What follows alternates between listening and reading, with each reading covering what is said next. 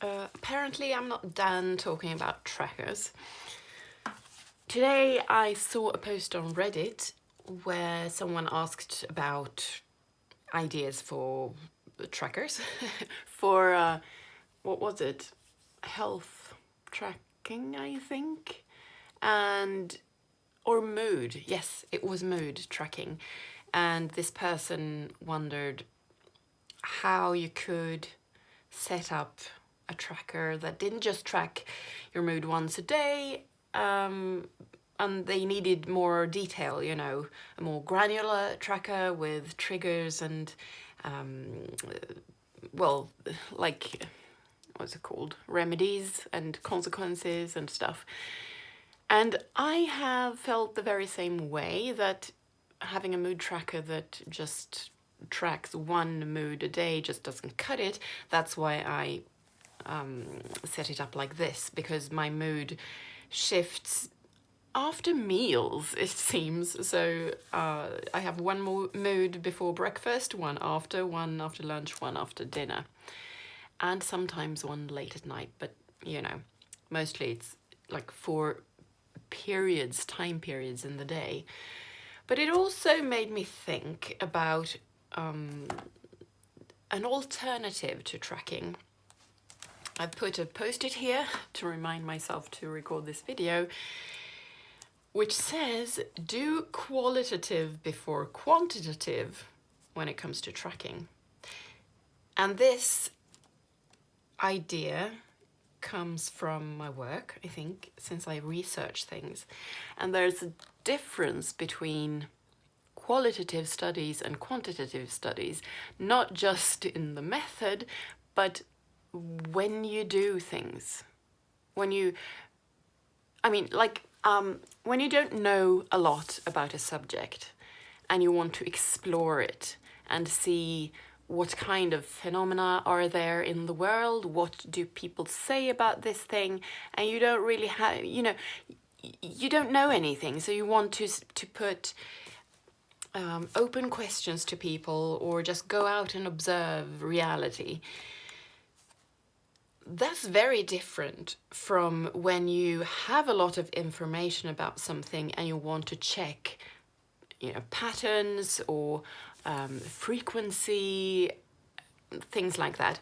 And I think trackers are very quantitative. I guess they are. You don't have a lot of room. You can only put one, it's zeros and noughts, basically.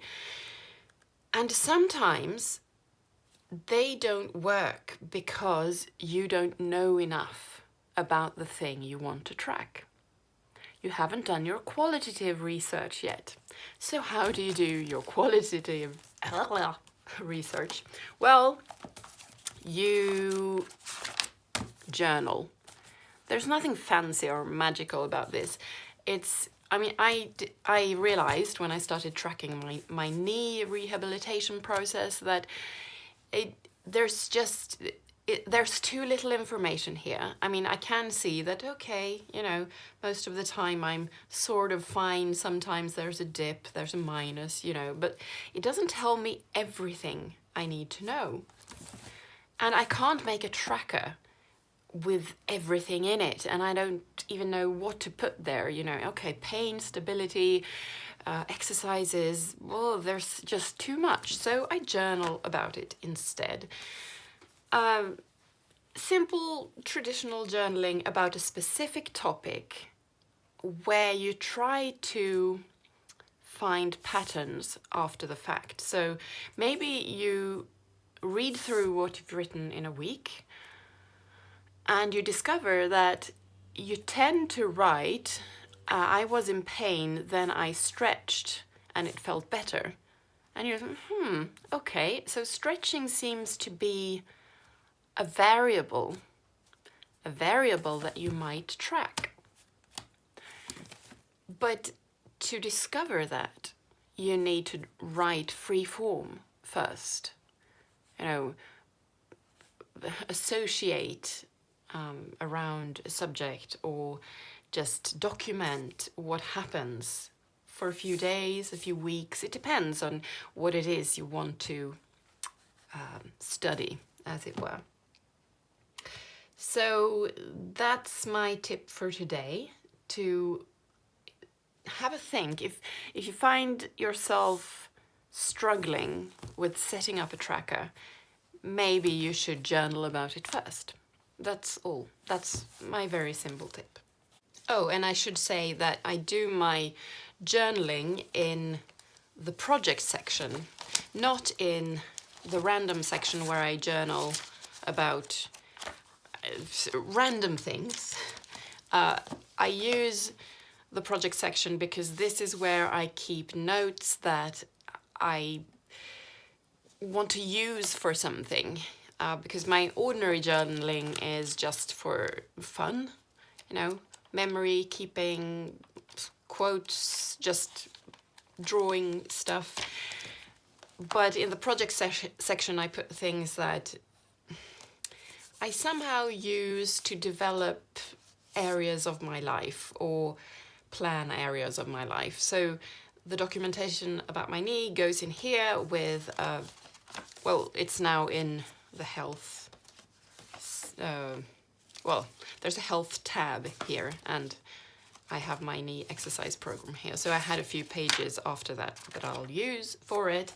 I will run out of pages, and then I will just go to the first blank spread from the back in the project section and continue here and put a new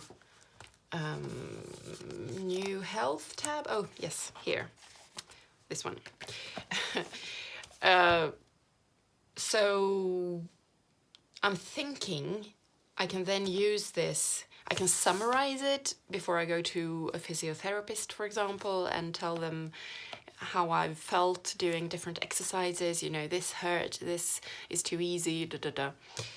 And yeah, so it doesn't get lost in the random section, and I don't fill up a lot of pages in my time-specific section with journaling.